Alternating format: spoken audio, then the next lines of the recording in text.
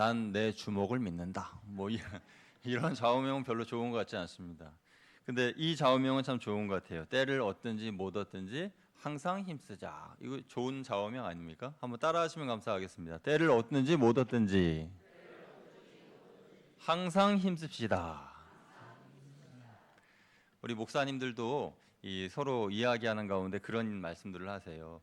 어느 구름에서 비 올지 모르니까 항상 열심히 해야 된다. 그런 말씀을 하세요. 그러니까 요즘에는 뭐 비가 갑자기 오기도 하고 그러지 않습니까? 이 길을 지나가다 보면은 비가 확 쏟아져요. 이제 그 비가 이제 성령의 비, 은혜의 비, 부흥의 비, 그런 비라고 생각할 때 어느 구름에서 쏟아질지 모르니까 항상 이제 준비를 하고 있어야 되는 거죠. 그러니까 때를 얻든지 못 얻든지 항상 힘쓰는 자세가 중요하다라는 겁니다. 왜냐하면 준비하지 않으면 하나님의 은혜를 주셔도 그 은혜를 받아 누리지 못하기 때문이죠. 그래서 이런 좌우명이 참 좋은 것 같다 생각합니다. 때를 얻든지 못 얻든지 항상 힘쓰자. 성공한 사람들의 공통점은 자신에게 찾아온 기회를 잘 잡는다라는 것입니다.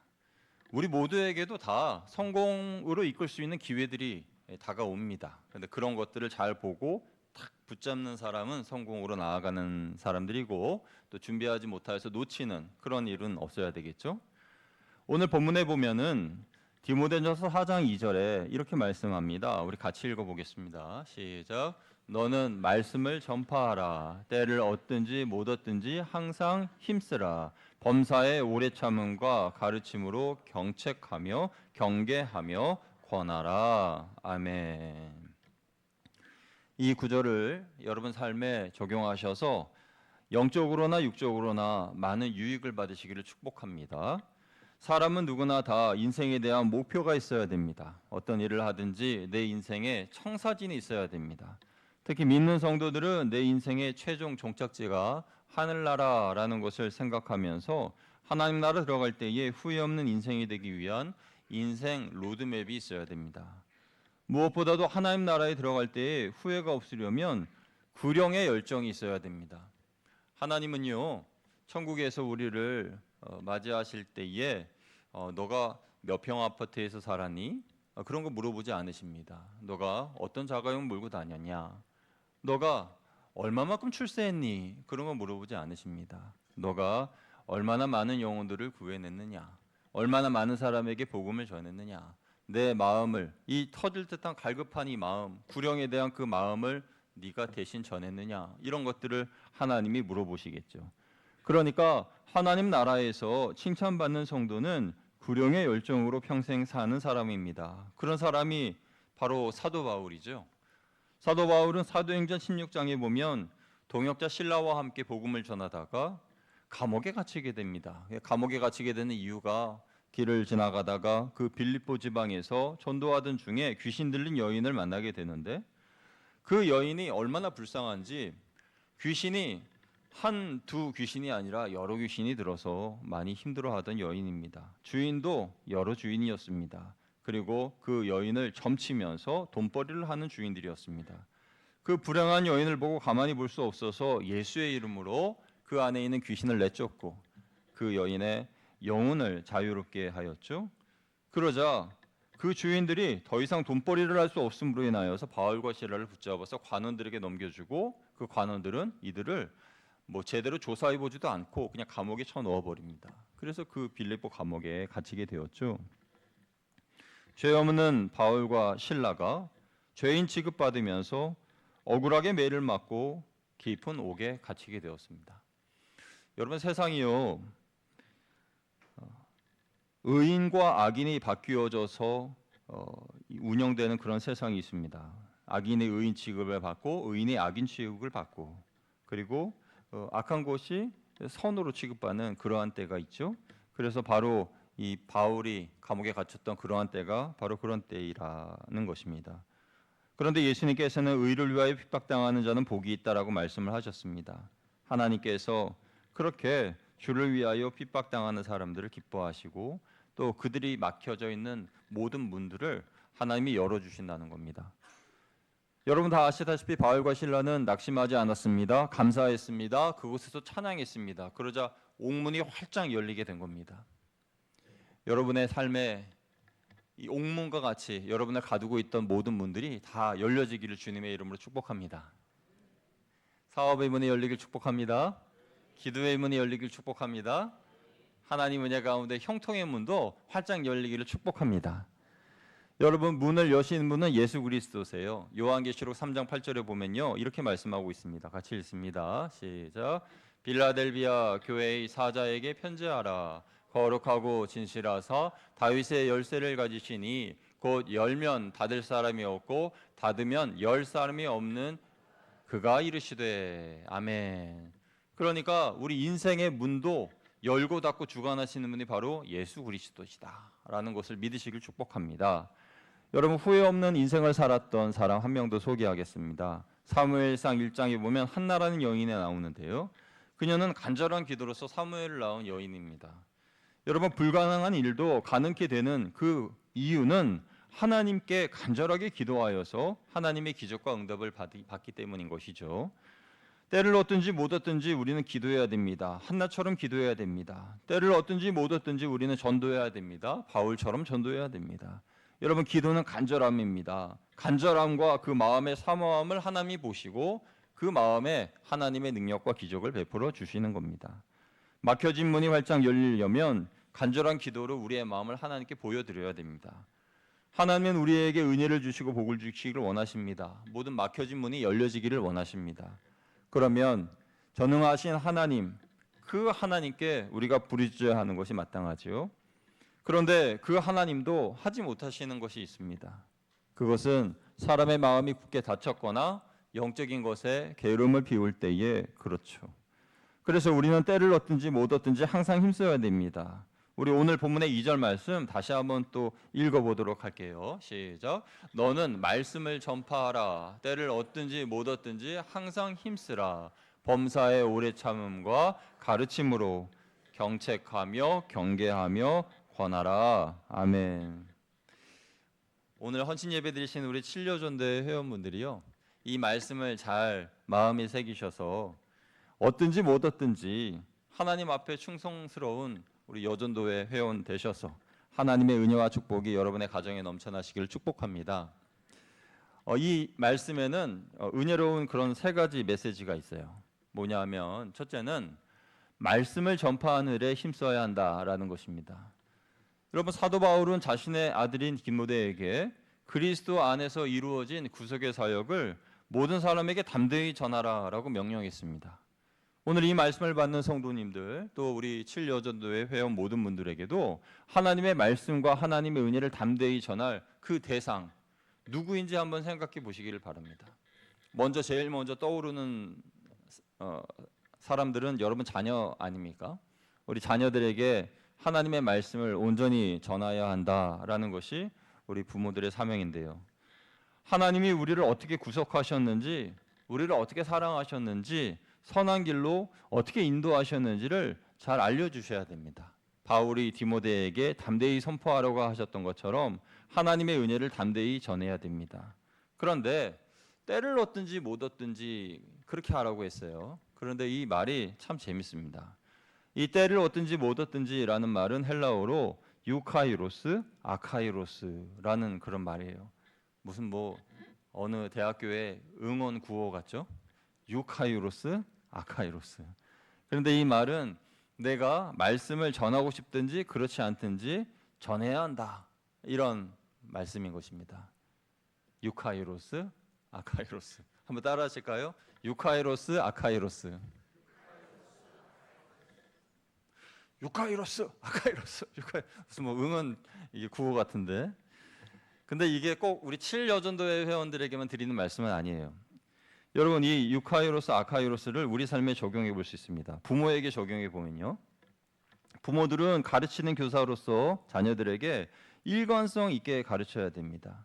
예를 들어서 내가 기분이 너무 좋아요. 너무 좋아가지고 집에 딱 들어왔는데 애들이 막 사고를 쳐놨어요. 막 모두 깨트리고 막 어지럽히고 난리 쳤어요. 그런데 내가 너무 기분이 좋으니까 오늘은 내가 기분이 좋으니 그냥 넘어갈게, 그러면서 이렇게 넘어가고, 그 다음 날은 혼날 일도 안 했는데 너무 화가 나가지고 밖에서, 그래가지고 집에 들어와가지고 막 아이들한테 막 혼내고 막 너 일로 와, 너 왜 그렇게 혼날 짓을 해? 그래서 막 때리기도 하고 그러면요. 그러면 애들이 교육에 학습이 되지 않죠. 기분 나쁠 때는 혼내고 기분 좋으면 혼날 일도 혼내지 않고 그런다면요. 그거는 유카이로스 아카이로스가 아니에요. 그러니까 때를 얻든지 못 얻든지 내가 내 마음 상태가 어떠하든지 상관없이 그렇게 해야 되는데 하나님의 말씀을 전해야 되는데 일관성이 있어야 되는데 그렇지 못하면 아이들이 혼란을 가지게 되고 나중에는 부모님의 말씀을 듣지 않습니다. 하나님 은혜가 이 신앙 계승이 대가 끊기게 되는 거예요. 여러분 유카이로스 아카이로스를 군인에게 적용하면요. 항상 어떠한 상황이 주어지든지 경계태세를 잘 하여야 한다라고 그렇게 이해할 수가 있어요. 자신의 감정과는 상관없이 철책선을 지키는 군인들을 생각해 보십시오. 뭐 요즘 군인들은 우리 옛날의 군인들하고 뭐 다르다고 이야기를 할 수 있으나 그러나 뭐 군인은 군인이죠. 나라를 지키는 얼마나 충성하고 헌신하는 분들이에요. 그러니까 그 군인들이 만약에 나 기분 나빠. 나 오늘 경계 근무 쓰지 않을 거야. 이런다든지 아니면 억지로 경계 근무를 쓰는데 그런데 나 오늘 피곤해. 나 그냥 초소에서 잠잘 거야. 그리고 이제 거기다 뭐 판초우이 같은 거 깔아놓고 두루 누워 잔다든지 그러면요 적이 뭐 철책선 끊고 넘어 들어오려고 할 때에 그냥 뚫리게 되는 거잖아요. 그러니까 유카이로스 아카이로스 항상 그렇든지 그렇지 않든지 말씀을 전하고 싶든지 전하고 싶지 않든지 항상 전해야 되는 것이고요. 불신 가족에게 적용해 보면 어떨까요? 이 유카이로스 아카이로스를 불신 가족에 대해 적용해 보면은 몇 번 전도해 보다가 아무런 변화가 없고 열매도 없는 것 같아서 포기하는 그런 일이 절대 있어서는 안 됩니다. 여러분 전도는요. 사랑하는 이의 마지막 호흡이 끝날 때까지 그때까지 계속 전도해야 되는 겁니다. 사람의 신체 기관 중에 가장 마지막까지 작동하는 것이 있다면 심장과 청력이라 그러잖아요. 그러니까 심장이 뛰고 있는 한 그 중환자라 할지라도 그 사람은 듣고 있다 이렇게 생각을 하셔야 되는 거예요. 그러니까 혹시 내 가족 중에 불신 영혼이 있다면 그의 심장이 멈추지 않는 한 때를 얻든지 못 얻든지 복음의 메시지를 계속 전해 주어야 된다는 거죠. 이것이 바로 유카이로스 아카이로스예요. 그래서 우리 7여전도회에도 항상 말씀을 전하는 일에 유카이로스 아카이로스로 행하시기 축복합니다. 두 번째는요. 범사에 오래 참아야 됩니다. 우리는 오래 참을 때에 죄인을 대하시는 하나님의 마음으로 오래 참아야 됩니다. 하나님은 죄인들을 대하실 때에 얼마만큼 용서해 주실까요? 얼마만큼 오래 참으실까요? 이것을 우리는 예수님과 베드로의 대화를 통해서 가늠해 볼 수 있습니다. 마태복음 18장 21절을 보면은 베드로가 예수님께 예수님, 저한테 잘못한 사람이 있을 때에 몇 번이나 용서해 줘야 됩니까? 7번씩 7번만 용서해 주면 되겠죠? 이렇게 이야기하는 거예요. 근데 7번이라는 것은 유대인들에게 있어서 뭐 완전수이기도 하고 7번이면은 야 진짜 많이 용서해 줬다 이렇게 할 수 있을 만한 그런 횟수예요. 그때 예수님께서 뭐라고 말씀하시죠? 마태복음 18장 22절 같이 읽어보겠습니다. 시작. 예수께서 이르시되 내게 이르노니 7번뿐 아니라 7번을 70번까지라도 할지니라. 아멘. 사랑하는 여러분, 얼마나 용서해 주어야 하는지 아시겠죠? 근데 이걸 또 어떤 분들은 오해하셔서 491번째는 괜찮죠? 491번째는 그냥 제가 화를 내려고요. 막 그렇게. 근데 이 7번을 70번 해가지고 총 490이라는 이 숫자는 상징적인 숫자죠. 그러니까 용서의 범위를 초월한 그러한 무제한적인 사랑, 무제한적인 용서 그걸 말하는 거죠. 그래서 자녀들이 속상한 일을 했을 때 한 번, 두 번, 세 번, 네 번, 400번, 450번, 460 이렇게 숫자를 계산하는 엄마는 없잖아요. 그러니까 항상 용서해 주는 그런 사랑, 그런 것이 있어야 된다는 것인데 그런데 여기 하나 더요. 범사에 그랬습니다. 범사에. 예, 범사에. 그러니까 이 범사에라는 말은 어떤 것이든지 어떤 경우든지 어떤 일이든지 그 모든 것에 대하여서 용서해 주라. 어떤 일이든지 오래 참아라. 이렇게 말씀하는 거예요. 그러니까 이 490번이라고 하는 숫자만도 대단한 건데 그 이상 무제한으로 용서하라 이 말씀을 하는 거죠. 그래서 하나님의 용서하심은 이렇게 참으로 놀랍다라는 것입니다. 세 번째로요, 가르칠 때에 경책과 경계와 권함으로 가르쳐야 한다, 이렇게 말씀하고 있습니다. 이 가르침이라는 것은 복음을 전하는 방법을 말합니다. 그런데 복음을 가르칠 때 또는 전할 때에 바울은 세 가지 방법으로 하라 그럽니다. 첫째는 경책, 둘째는 경계, 셋째는 권함입니다. 그래서 첫째는 경책으로 가르치라, 이렇게 말씀하고 있어요. 경책하다라는 말은 뭡니까? 경책하다는 것은 증거를 대다라는 뜻입니다. 복음을 전할 때 경책한다는 것은 복음에 대하여서 부정할 수 없는 증거를 이렇게 보여주는 것입니다. 사랑하는 여러분, 여러분에게 복음이 거짓이 아님을 밝히 드러낼 수 있는 증거가 있습니까? 사도 바울은 이 경책에 대해서 갈라디아서 6장 17절에 나는 예수의 흔적을 지니고 있다라고 말했습니다. 우리 함께 갈라디아서 6장 17절 말씀 읽어봅니다. 시작. 이후로는 누구든지 나를 괴롭게 하지 말라. 내가 내 몸에 예수의 흔적을 지니고 있노라. 아멘. 이 흔적이라는 말은 헬라어로 스티그마타라는 단어인데요. 이게 파생돼서 영어로는 스티그마입니다. 스티그마는 우리말로 낙인이라는 뜻이에요. 낙인. 여러분, 낙인이라는 것은 옛날 사극 같은 거 보면은 뭐 이렇게 인두로 이렇게 불에 지진 것을 종의 등이나 뭐 얼굴, 뭐 목 뒤나 이런 데 지지잖아요. 칙 하고 지지면은 그러면 너는 평생 나의 종이야. 그렇게 낙인을 찍는 것 아닙니까?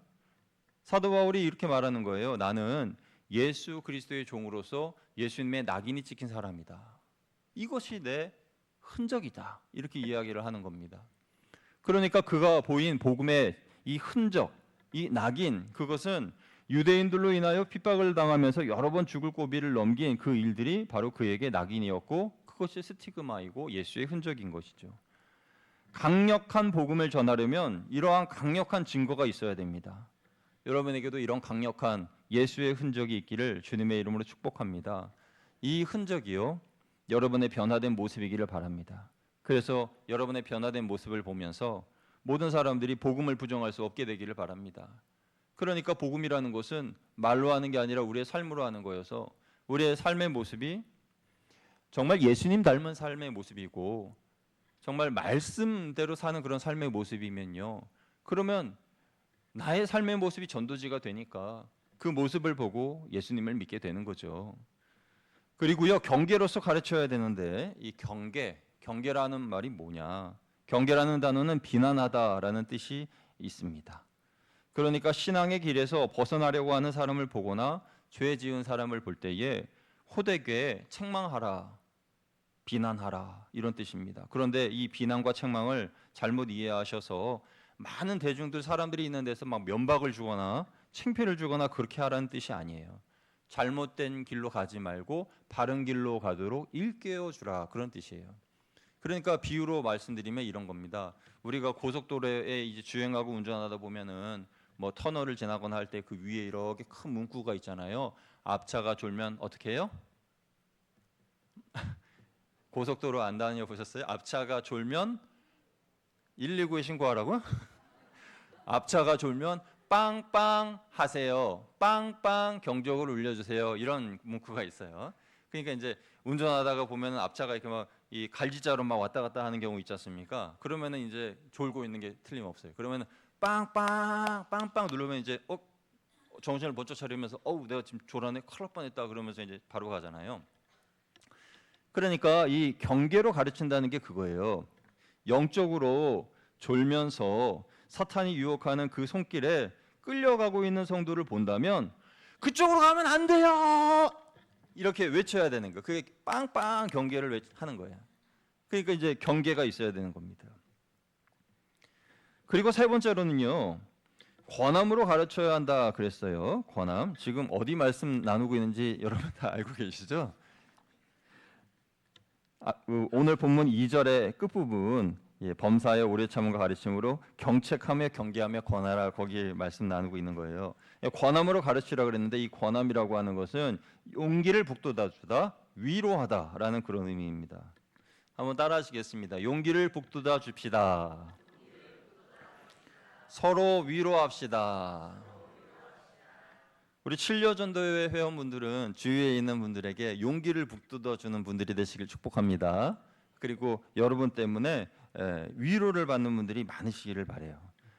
똑같은 말을 해도 어떤 사람의 말은 듣기 싫고 어떤 사람의 말은 귀에 잘 들어오면서 마음에 울림이 됩니다. 이 권함이 있느냐 없느냐의 차이예요. 그러니까 앞서 말씀드린 이 경책 그리고 경계 이것만 있으면은 교회가 너무 삭막한 거죠. 경책 나는 이런 예수의 흔적을 가지고 있어 하고 이게 어떻게 보면 또 자랑처럼 보이잖아요. 그런데 이제 또 경계 그렇게 하면 안 돼요 하고 이렇게 이야기하는데 그것도 이제 좀 차갑잖아요. 그런데 거기에 하나 더 권함이 있어야 되는 거예요. 권함이라고 하는 것은 사랑을 바탕으로 해서 그릇된 길로 가는 사람을 바로잡을 때 책망만이 아니라 사랑과 용기 그리고 위로로 도와주는 거죠. 용기를 북돋아주고 위로해주고 그래야 그 사람을 바른 길로 가게끔 잡아줄 수 있습니다. 이 권하는 것은 사랑으로 용기와 위로를 주는 것이고 어둠 속에 있는 사람에게 빛을 주는 것이고 메마른 땅에 있는 사람에게 이 희망의 땅으로 인도해 주는 거예요. 마치 가뭄으로 인하여 지친 농부가 소낙비를 맞는 것과 같은 그런 기쁨을 주는 겁니다. 잠언 11장 25절에 보면 이렇게 이타적인 삶을 사는 사람들에게 풍성한 삶을 살게 되실 것이다 라고 말했어요. 잠언 11장 25절 말씀 같이 읽어보겠습니다. 시작. 구제를 좋아하는 자는 풍족하여질 것이요 남을 윤택하게 하는 자는 자기도 윤택하여 지리라. 아멘. 어둠 속에 있는 이들에게 빛을 주고 좌절의 땅에 머물러 있는 이들에게 희망의 땅으로 인도하고 그래서 그들을 위하여 가장 좋은 것이 무엇일까 곰곰이 생각해 보니 복음이다. 그래서 복음을 전하는 거죠. 예수 그리스도의 복음을 전하는 것이 빛과 희망을 주는 것입니다. 이를 위해서 언제나 불신자의 물음에 반사적으로 즉각적으로 대답할 수 있는 준비가 우리들은 되어 있어야 합니다. 여러분의 삶에 변화된 모습 있기를 축복합니다. 그리고 감사 생활과 말씀 생활, 예배 생활이 불신자들에게 보여지는 그런 어떤 전도지가 복음에 대한 답이 그리고 예수의 흔적이 되기를 주님의 이름으로 축원드립니다. 함께 기도하겠습니다. 하나님 아버지 감사합니다. 오늘도 하나님 우리를 사랑하셔서 거룩하고 복된 주일 예배의 자리로 인도하시고 오늘 이 예배의 말씀을 통해서 우리가 공동체로서 서로를 세우고 위하고 또 아껴주는 그러한 우리들이 되게 하여 주옵소서. 우리 7여전도회가 이 일에 앞장서며 하나님께 칭찬받는 모든 회원들이 될 수 있도록 인도하여 주옵소서. 우리 주 예수 그리스도의 이름으로 감사하며 기도드리옵나이다. 아멘.